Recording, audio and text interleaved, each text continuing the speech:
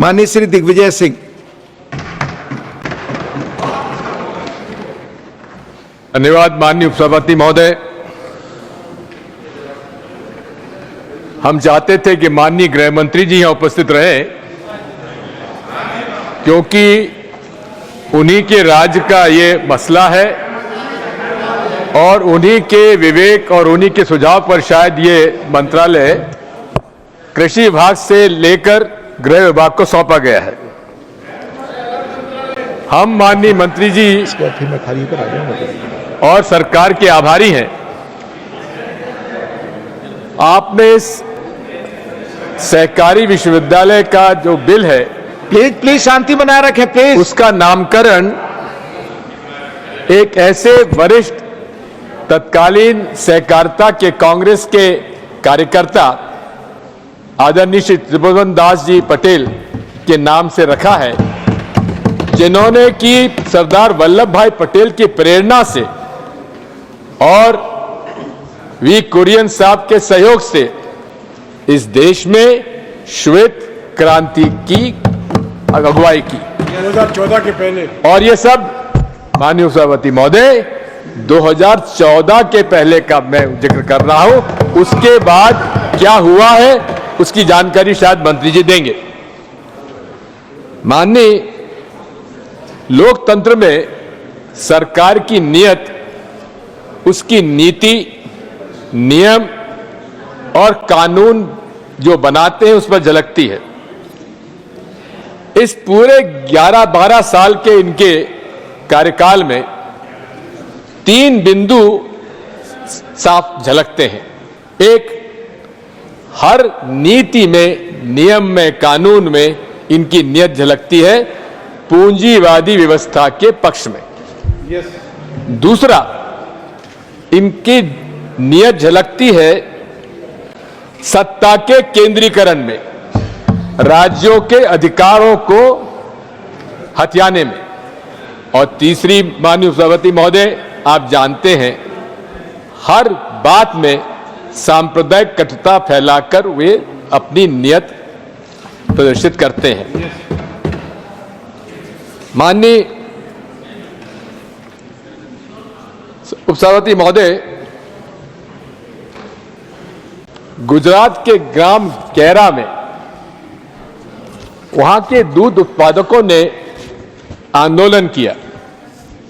उस समय Polson butter के लिए दूध वहां से ले जाया जाता था और किसानों ने आंदोलित किया कि आप कम भाव में दूध लेते हैं और महंगा मुंबई मिल्क स्कीम को बेचते हैं। ये सरदार वल्लभ भाई पटेल के पास आए। सरदार वल्लभ भाई पटेल जी ने उनसे कहा कि दूध सहकारी समिति का गठन करो और मोरारजी भाई देसाई को कहा कि आप इनका सहयोग करो। और वर्ष 1946 में अमूल सहकारी समिति प्रारंभ हुई।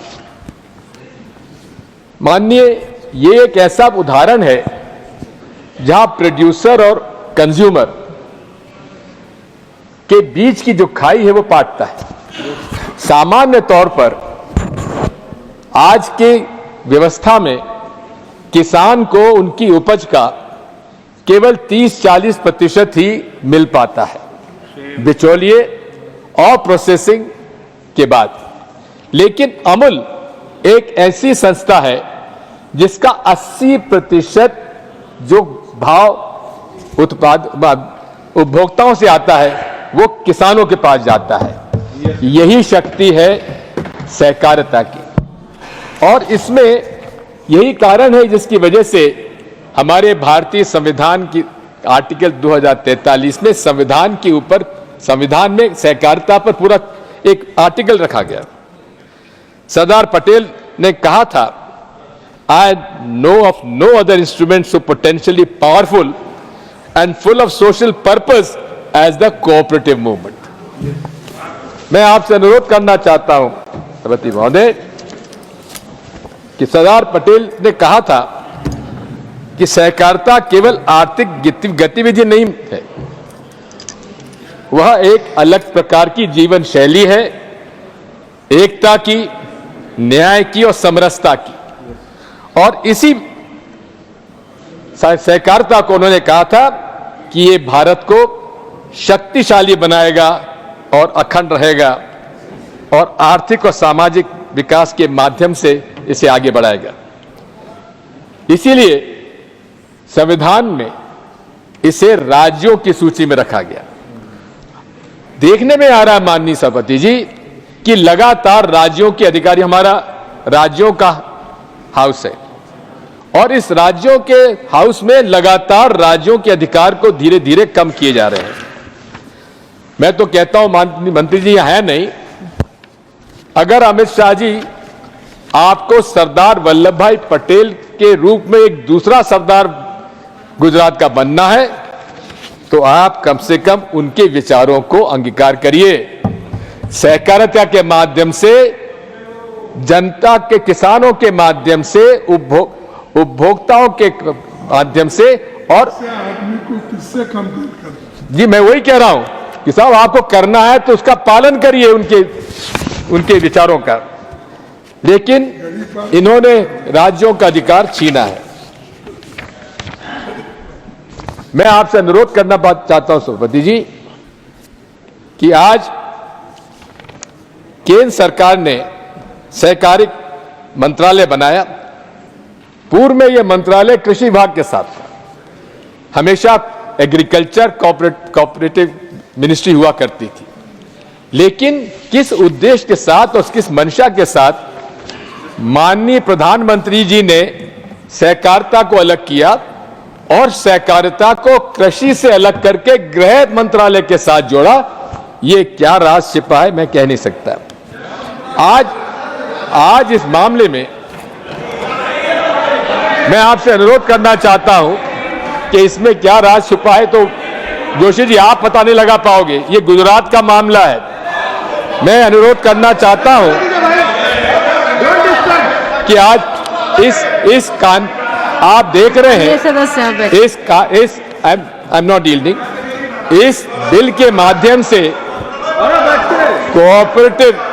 कोऑपरेटिव का कॉर्पोरेटाइजेशन हो रहा है, यानी कि कोऑपरेटिव जो मिनिस्ट्री है और कोऑपरेटिव सहकारिता जो है वो सहकारिता किसान और मजदूरों के हाथ से निकालकर उसे उद्योगपतियों के हाथ में सौंपने का षड्यंत्र है।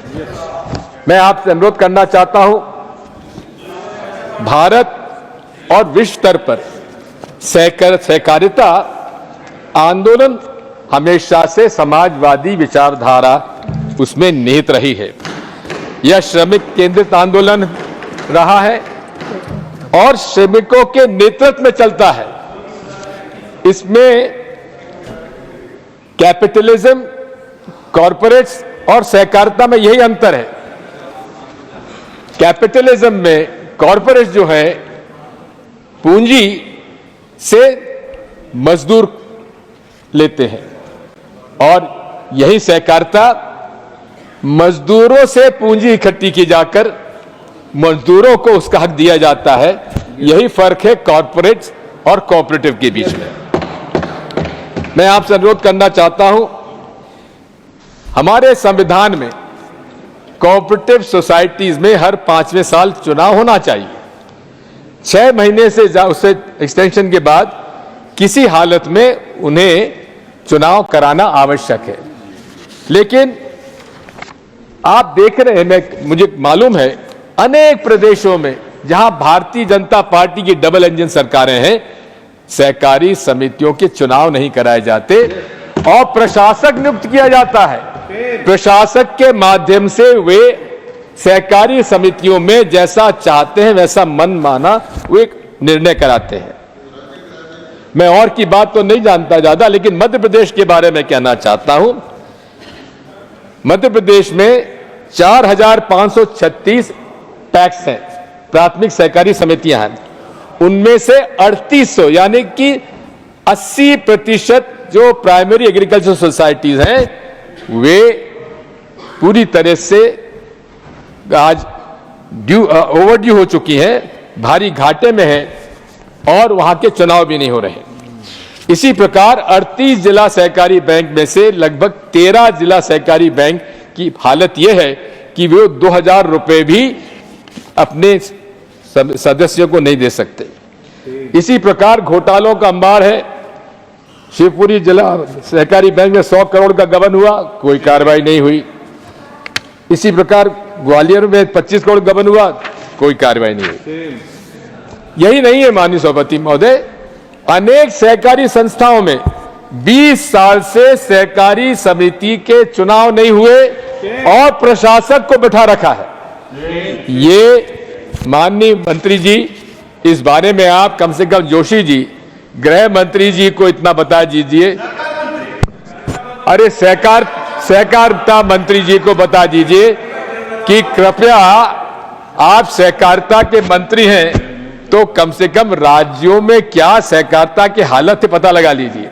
अब 5 साल में चुनाव होना चाहिए, संविधान में प्रावधान है, लेकिन मध्य प्रदेश की डबल इंजन सरकार ने उसमें भी कानून परिवर्तन करके कह दिया कि नहीं, चुनाव ना हो तो ना हो, अनंत काल तक चुनाव स्थगित करने का अधिकार दे दिया और अनंत काल तक प्रशासक को बैठने का अधिकार दे दिया। यह है सहकारिता के हालात इस देश में। माननीय सहकारिता मंत्री अमित शाह जी जो सरदार पटेल का एक दूसरा रूप बनना चाहते हैं। माननीय सभापति महोदय, इसी तरह से मैं कहना चाहता हूं, cooperative apex bank Madhya Pradesh का वहां के प्रबंध संचालक पर गबन की शिकायत हुई। 12 बार 12 times prime minister office PMO ने लिखकर भेजा राज्य सरकार को किस पर कार्रवाई करिए, लेकिन राज्य सरकार ने उन पर कार्रवाई नहीं की। यह हालत है डबल इंजन सरकार की। मैं अब इस बात को आपसे अनुरोध करना चाहता हूं कि इरमा का गठन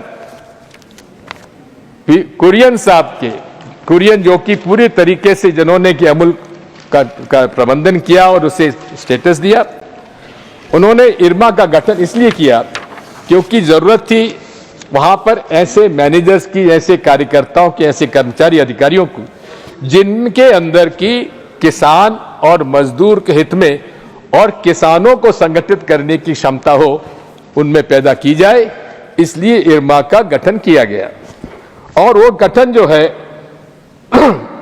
एनडीडीबी और साथ में गुजरात सरकार और अन्य लोगों ने मिलकर उसका संयुक्त प्रयासों से उसका गठन किया। आज इस इरमा जैसे संगठन को हथियाने के लिए यह सहकारी यूनिवर्सिटी बिल, सहकारिता यूनिवर्सिटी बिल लाया गया है और इसी में क्योंकि राज्यों के अधिकार की बात थी, अब मैं आपसे कहना चाहता हूं कि मोटे तौर पर आज इसको दूसरे मैनेजमेंट कोर्सेज के साथ नहीं जोड़ा जाना चाहिए, क्योंकि दूसरे जो बिजनेस मैनेजमेंट इंस्टीट्यूट्स हैं उनका सारा का सारा जो कंसंट्रेशन है, फोकस है, वो उस तरह के मैनेजर्स और अधिकारी बनाने के पक्ष में रहते हैं जिसमें कि शेयर होल्डर्स के लिए और मुनाफा ज्यादा से ज्यादा हो ताकि शेयर्स के प्राइसेस बढ़े। लेकिन कोई भी आज कॉर्पोरेट जो मुनाफा हो रहा है वो वर्कर्स के साथ शेयर नहीं कर रहा है, वो एम्प्लॉयज के साथ शेयर नहीं कर रहा है। और यही मैं आपसे अनुरोध करना चाहता हूं कि इरमा के अंदर जो मैनेजमेंट कोर्स हो, जो कि हमेशा से उसको अधिकार था, उसकी ऑटोनॉमी थी। अब हालांकि बिल में कहा है ऑटोनॉमी कायम रखेंगे, लेकिन केंद्र सरकार के रहते हुए वाइस चांसलर वो अपॉइंट करेंगे, चांसलर वो अपॉइंट करेंगे और गवर्निंग बॉडी में सारे उसके मेंबर्स वो अपॉइंट करेंगे, तो ऑटोनॉमी कहां से रहेगी? ये पूरे तरीके से इरमा को हथियाने के लिए ये यूनिवर्सिटी बिल लाया गया है। मैं ये कहना चाहता हूं कि मूल रूप से इरमा अभी तक किसानों के हित में, और ये इरमा जो है ये सरकार की संस्था नहीं है, ये वहां पर दूध उत्पादकों और किसानों के शेयर होल्डर्स की वजह से, मालिकों की वजह से ये संस्था उनके प्रति आप जिम्मेदार थी। लेकिन अब इस कानून के माध्यम से उनका हक चला जाएगा किसानों के शेयर जो शेयर लिए हुए हैं उन्होंने कोऑपरेटिव उसमें, उनका अधिकार छीनकर ये केंद्र सरकार ने उस पर अब कब्जा कर लिया है। मैं आपसे निवेदन करना चाहता हूं और माननीय मंत्री जी आपके माध्यम से अमित शाह जी को मैं अनुरोध करना चाहता हूं कि इसके कम से कम इसके फैकल्टी की अपॉइंटमेंट में इस बात का ध्यान रखें कि किन को आप वहां अपॉइंट करने जा रहे हैं। मैं इस मामले में ये भी कहना चाहता हूं कि पूरे आपके जो ऑटोनॉमी, अगर आप जैसा कि बता रहे हैं कि ऑटोनॉमस रहेगा, लेकिन उस ऑटोनॉमी में इस बात पर ध्यान देने की आवश्यकता है कि उसमें जो कोर्सेज हो और जो फैकल्टी अपॉइंट हो, उनमें कम से कम चयन उन लोगों का होना चाहिए जिनका सोच विचारधारा किसानों के हित में है, जो सहकारिता के पक्ष में है, जो मजदूरों के पक्ष में है, जो पूरे तरीके से सहकारिता आंदोलन की जो कल्पना है पूरे विश्व में, सहकारिता आंदोलन के जिसको कि सरदार वल्लभ भाई पटेल ने हमेशा आगे बढ़ाया, वो यहाँ के सबसे बड़े उसके नेता रहे हैं। आज सरदार वल्लभ भाई पटेल की आप बड़ी बड़ी मूर्तियां लगाते हैं, उनके नाम से कसम खाते हैं, लेकिन आज पूरे इरमा को और वहां के सहकारिता आंदोलन को समाप्त करने के लिए ये विश्वविद्यालय कायम किया गया है।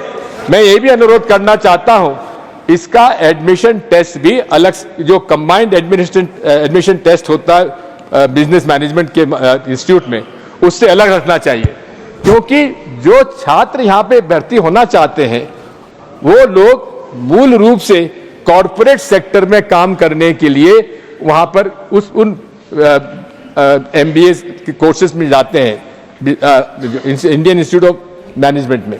लेकिन इसके लिए इरमा के लिए अलग से चयन प्रक्रिया होनी चाहिए, एडमिशन टेस्ट होना चाहिए, जिससे कि उसी प्रकार के लोग वहां पर एडमिशन लें, वही छात्र उसमें एडमिशन लें जो गरीबों के बीच में, किसानों के बीच में, मजदूरों के बीच में, स्लम्स में, गरीब इलाकों में काम करने की मानसिकता जो रखते हो, वो अपना भविष्य उनके सेवा में लगाना चाहते हैं, कम से कम उसी प्रकार के छात्र वहां पर प्रवेश लें।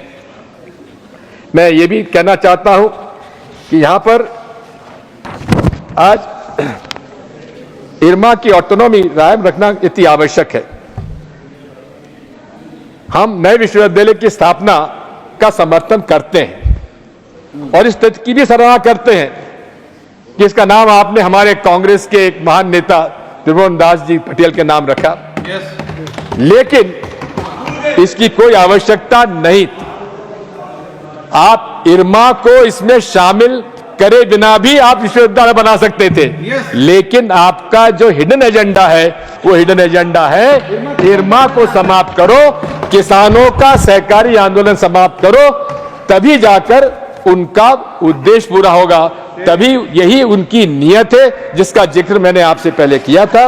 मैं आपसे इतने अनुरोध करूंगा माननीय जोशी जी, आप हमारा हाथ जोड़कर उनसे प्रार्थना संदेश पहुंचा दीजिए कि वे कम से कम बख्शें और इरमा को आज भी समय है, इसको आप त्रिभुवन सहकारिता यूनिवर्सिटी में से इसको बाहर करके आप अलग से सहकारी यूनिवर्सिटी बनाइए, अलग से सहकारिता के कोर्स चलाइए, लेकिन आप इरमा को कम से कम बर्बाद मत करिए। बहुत बहुत धन्यवाद।